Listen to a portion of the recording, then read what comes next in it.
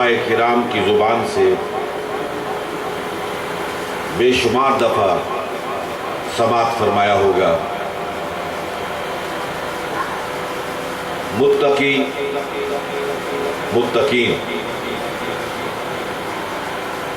متقی کی جمع متقین ہے، اور عام طور پر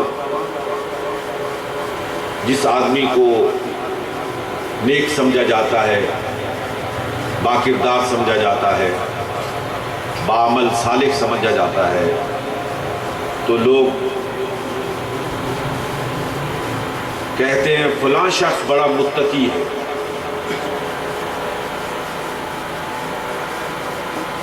اور اگر کسی سے اس کا ترجمہ پوچھا جائے اور قرآن مجید فرقان الحمید کے تراجم کو بھی دیکھا جائے تو متقی کے نیچے جو ترجمہ لکھا جاتا ہے وہ پرہیزگار لکھا جاتا ہے۔ میں اس موقع سے فائدہ اٹھاتے ہوئے آپ کی خدمت میں اس متقی کی وہ صفات بیان کرنا چاہتا ہوں انتہائی اختصار کے ساتھ جو قرآن نے بیان کی ہے، اور یہ بیان کرنے کا مقصود یہ ہے کہ مرنا ہر ایک نے ہے، میں نے مرنا ہے، آپ میں سے ہر ایک نے مرنا ہے۔ یہ ایک ایسی اٹل حقیقت ہے جس سے مفر ممکن نہیں ہے۔ جو اس دنیا میں آیا ہے اس نے جلد یا بدے اس دنیا سے رخصت ضرور ہونا ہے، لیکن اس دنیا سے رخصت ہونے کے بعد جو لوگ کامیاب اور کامران اگلی زندگی گزاریں گے، ہمیشہ کی زندگی گزاریں گے، ان کے لیے اللہ رب العالمین نے یہی اصطلاح استعمال فرمائی ہے، ان المتقین مفازا، کہ کامیاب زندگی گزارنے والے یہی متقین ہوں گے، جو تقوی کی صفات سے متصف ہوں گے وہی لوگ کامیاب و کامران ہوں گے۔ ارشاد رب تعالیٰ ہے الف لام میم ذالک الکتاب لا ریب فیہ۔ میں پہلے کی الف لام میم کی اور ذالک الکتاب لا ریب فیہ کی بحث میں نہیں پڑھنا چاہتا، اس میں نہیں آپ کو جانا چاہتا، اس سے آگے چلنا چاہتا ہوں۔ اللہ فرماتا ہے کہ یہ وہ کتاب ہے جس میں کوئی شک نہیں، کوئی شبہ نہیں، لیکن یہ کتاب جو کتاب ہدایت ہے، جو ہدایت کا سرچشمہ ہے، اس سے فیضیاب کون ہوتے ہیں؟ قرآن مجید فرقان الحمید کے اسی سورہ بقرہ میں ارشاد ہے یُضِلُّ بِهِ كَثِيرًا وَيَهْدِي بِهِ كَثِيرًا، کہ اس قرآن کو پڑھ کے کچھ لوگ گمراہ بھی ہو جاتے ہیں، وَيَهْدِي بِهِ كَثِيرًا، اور بے شمار لوگ ہیں جو ہدایت سے ہمکنار ہوتے ہیں۔ تو اللہ فرماتا ہے کہ اس کتاب مبین سے، اس قرآن مجید فرقان الحمید سے کون سے لوگ فیضیاب ہوتے ہیں، کون سے لوگ اس چشمہ ہدایت کے آب زلال سے سیراب ہوتے ہیں؟ الذین یؤمنون بالغیب، پہلی صفت ان کی یہ ہے کہ وہ ایمان رکھتے ہیں غیب پر۔ غیب کیا ہے؟ اللہ کی ذات کو کسی نے نہیں دیکھا، وہ غیب ہے، لیکن وہ اس پر ایمان رکھتے ہیں، اپنی زندگی کے وجود سے بھی زیادہ ایمان رکھتے ہیں کہ مولا موجود ہے، خالق موجود ہے، مالک موجود ہے، وہ سمیع ہے، وہ بصیر ہے، وہ دن کے اجالے میں بھی دیکھتا ہے، وہ رات کی تاریکی میں بھی دیکھتا ہے، وہ خلوت میں بھی دیکھتا ہے، وہ جلوت میں بھی دیکھتا ہے، اس کی آنکھ سے کوئی چھپا ہوا نہیں رہ سکتا ہے۔ جو اس کی ذات اور صفات کے تمام کمالات کے ساتھ یقین اور اعتماد رکھتے ہیں، یہ متقی کی پہلی صفت ہے۔ جب تک یہ صفت نہ پائی جائے، تقوی کی اگلی صفات کا آغاز ہی نہیں ہو پاتا ہے۔ الذین یؤمنون بالغیب، جو غیب پر ایمان رکھتے ہیں۔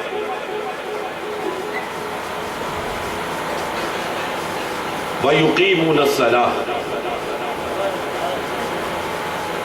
اور اس غیب پر ایمان لانے کے بعد اپنی عبودیت کا اظہار رکوع اور سجود کی صورت میں کرتے ہیں،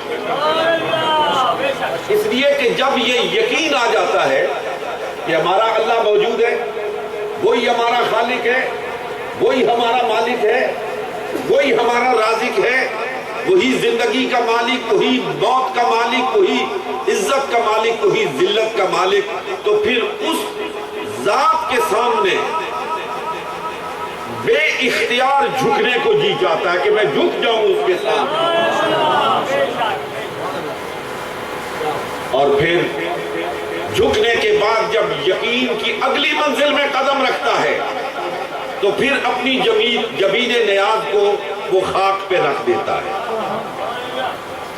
کہ جس ذات پر میں ایمان رکھتا ہوں وہ اس لائق ہے کہ میں اس کے سامنے اپنی جبین نیاز کو خاک آلود کر دوں اور اس بات کا برملا اعلان کروں کہ مولا، میں غیب ہونے کے باوجود تیری ذات پر ایمان رکھتا ہوں، تجھی کو خالق، تجھی کو مالک مانتا ہوں۔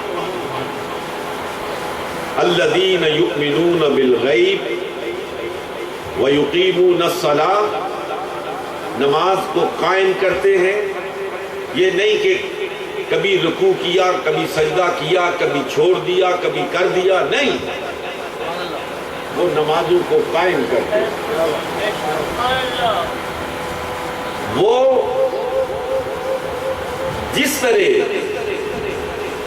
رزق کو نہ کھائیں تو اپنے ظاہری وجود کو برقرار نہیں رکھ سکتے، اسی طرح اگر باطنی رزق نماز کو ادا نہ کریں تو اپنی روحانی زندگی کو بچا نہیں سکتے۔ ایک بات میری یاد رکھیے گا کہ انسان دو چیزوں سے مرکب ہے، دو چیزوں سے بنا ہے، ایک اس کا جسم ہے، ایک اس کی روح ہے۔ اس میں سے طاقتور کون سی چیز ہے؟ آپ خود فرمائیے۔ روح طاقتور ہے نا، روح ہے تو ہاتھ حرکت کرتے ہیں، روح ہے آنکھ دیکھتی ہے، روح ہے کان سنتے ہیں، روح ہے پاؤں میں چلنے کی سکت ہے، روح نہیں ہے ہاتھ ہے حرکت نہیں کر سکتے، روح نہیں ہے آنکھ ہے دیکھ نہیں سکتی، روح نہیں ہے پاؤں ہے چل نہیں سکتے۔ اگر کوئی شخص بستر مرگ پر پڑا ہوا ہو اور اس کے گھر والے یہ سمجھے کہ ابھی صبح یا شام اس نے دنیا سے چلا جانا ہے، اس کیفیت میں اگر کوئی شخص اس پر حملہ آور ہو اور اس کو قتل کر دے تو اس پر 302 کا مقدمہ بنتا ہے یا نہیں بنتا؟ حالانکہ گھر والے خود سمجھتے ہیں کہ یہ زندگی کے آخری سانس لے رہا ہے، لیکن اس کے باوجود اگر کوئی شخص اس پر حملہ آور ہو اور اس کو قتل کر دے تو گھر والے صبح کچہری میں جا کے اس پہ 302 کا مقدمہ دائر کر دے،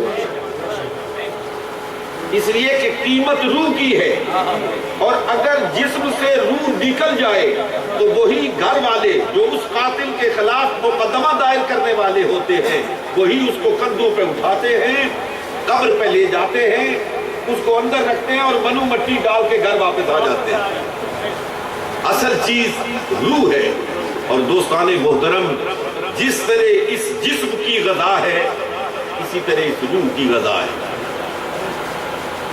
جسم کا تعلق زمین سے ہے، مٹی سے بنا ہے نا، انسان کو مٹی سے پیدا کیا گیا ہے، تو اس کی خوراک کا اہتمام بھی مٹی سے کیا گیا ہے۔ تمام اناج مٹی سے، پانی مٹی سے، گندم مٹی سے، سبزیاں مٹی سے، یہ فروٹ، یہ پھل، یہ سب مٹی سے۔ جسم کا تعلق مٹی سے، اس کی غذا کا تعلق بھی مٹی سے، روح کا تعلق ملائے اعلیٰ سے، وہ حکم ربی ہے۔ جب کافروں نے پوچھا نا رسول اللہ صلی اللہ علیہ وسلم سے، یسألونک عن الروح، قرآن کہتا ہے کہ اے محمد صلی اللہ علیہ وسلم یہ آپ سے پوچھتے ہیں روح کیا چیز ہے، روح کی حقیقت کیا ہے؟ تو رب نے فرمایا اے میرے محبوب قل الروح من امر ربی، ان سے کہہ دو تمہاری سمجھ میں آنے والی چیز نہیں ہے، یہ حکم اللہ ہے، یہ حکم رب تعالیٰ ہے، وہ حکم دیتا ہے یہ سب کچھ۔ یہ انسان چلتا ہے، پھرتا ہے، کھاتا ہے، پیتا ہے، سوتا ہے، جاگتا ہے، جب اس کا حکم اس کے جسم سے نکل جاتا ہے تو اس پہ مردنی طاری ہو جاتی ہے۔ اس کا تعلق ملائے اعلیٰ سے ہے، اس کی غذا کا تعلق بھی ملائے اعلیٰ سے۔ جسم کو توانا رکھنے کے لیے آپ کھانے کھاتے ہیں، جسم کو توانا رکھنے کے لیے آپ مشروبات پیتے ہیں، جسم کو توانا رکھنے کے لیے آپ ورزش کرتے ہیں، روح کو توانا رکھنے کے لیے، روح کو زندہ رکھنے کے لیے پھر ملائے اعلیٰ سے آنے والی خوراک آپ کو نماز پڑھنی پڑتی ہے، سر سجدے میں رکھ کے سبحان ربی الاعلیٰ کہنا پڑتا ہے، التحیات للہ والصلوات والطیبات کہنا پڑتا ہے۔ روح کو زندہ رکھنے کے لیے محمد پاک صلی اللہ علیہ وسلم کی بارگاہ میں درود و سلام کا نذرانہ پیش کرنا پڑتا ہے۔ روح کو زندہ رکھنے کے لیے اللہ کی ضربیں لگانی پڑتی ہیں۔ کھانا کھانے سے جسم توانا ہوتا ہے، نمازیں پڑھنے سے روح توانا ہوتی ہے، روح مضبوط ہوتی ہے۔ حضرات محترم، اس لیے اللہ رب العالمین نے فرمایا کہ متقی کی سب سے پہلی صفت یہ ہے کہ وہ غیب پر ایمان رکھتا ہے اور پھر اپنے روح کو جلا بخشنے کے لیے، اس ایمانی قوت کی آبیاری کے لیے، اس کی توانائی کے لیے پھر وہ رکوع کرتا ہے، پھر وہ سجدے کرتا ہے، پھر وہ قیام کرتا ہے، پھر وہ قعدہ کرتا ہے، پھر وہ اللہ کی ضربیں لگاتا ہے، پھر ساری دنیا سوئی ہوئی ہوتی ہے، وہ اللہ کی یاد میں محو ہوتا ہے۔ حضرات محترم، لیکن اللہ رب العالمین اس سوسائٹی کو قائم رکھنا چاہتا ہے، اس سوسائٹی کے، اس معاشرے کے حسن کو قائم کرنا چاہتا ہے۔ انسانوں کے درمیان وہ عداوت نہیں چاہتا، انسانوں کے درمیان وہ تفریق نہیں چاہتا، انسانوں کے درمیان ان کی خود ساختہ بنائی ہوئی اونچ نیچ کو وہ ختم کرنا چاہتا ہے۔ ایک آدم اور ایک حوا سے جنم لینے والی اولاد دست و گریبان ہوتی ہے صرف مالی منفعت کے لیے، لیکن اللہ رب العالمین متقی کو، جس کی کامیابی کل روز محشر مقدر ہو چکی ہے، ارشاد فرماتا ہے کہ وہ رکوع کرتا ہے، وہ سجدے کرتا ہے، اور جو میں اس کو دولت دیتا ہوں اس پہ سانپ بن کے نہیں بیٹھتا، سانپ بن کے نہیں بیٹھتا ہے۔ وَمِمَّا رَزَقْنَاهُمْ يُنْفِقُونَ، جو اس کو میں نے دولت دی ہے وہ اس کی نہیں ہے، وہ میری دی ہوئی ہے، اور جس نے دی ہوئی ہے وہ اس کے خرچ کرنے کا حکم بھی دے سکتا ہے۔ وَمِمَّا رَزَقْنَاهُمْ يُنْفِقُونَ، اور جو کچھ میں نے اسے دیا ہے وہ اسے اللہ کی راہ میں خرچ کرتا ہے، اس پہ سانپ بن کے نہیں بیٹھ جاتا۔ یہ جو بخیلی ہے نا، بخیلی، یہ انسان کی اندرونی کیفیت میں دیمک لگا دیتی ہے، چاٹ لیتی ہے۔ میں حلفاً آپ سے کہتا ہوں کہ یوں کر کے ہاتھ پھیلانے والا کبھی خوش نہیں ہوتا، یوں کر کے دینے والے کو جو تسکین ملتی ہے اور جو راحت ملتی ہے اس کو آپ کسی ترازو میں تول ہی نہیں سکتے، تول ہی نہیں سکتے۔ محمد عربی صلی اللہ علیہ وآلہ وسلم فدا روحی ابی و امی نے فرمایا کہ اوپر والا ہاتھ نیچے والے ہاتھ سے ہمیشہ بہتر ہے. وَمِمَّا رَزَقْنَاهُمْ يُنْفِقُونَ وہ اللہ کی دی ہوئی دولت کو خرچ کرتے ہیں. خرچ عیاشیوں پہ نہیں, فحاشی پہ نہیں, اللہ کی بغاوت اور سرکشی میں نہیں, وہ اللہ کے بندوں کی ضرورتوں کو پورا کرتے ہیں. لیکن ہماری کیفیت یہ ہے, ایک آپ کا میں زیادہ وقت لے رہا ہوں, کسی نے حقائق بیان کی تھی کہ ایک بابا جی تھے جنہوں نے ساری زندگی کسی کو کچھ نہیں دیا, اللہ نے ان کو بہت کچھ دیا تھا. انہیں کسی کو دینے کا حوصلہ نہ ملا. آخری وقت تھا, آخری سانسیں لے رہے تھے, کسی اپنے عزیز نے, کسی رشتہ دار نے کہا چاچا جی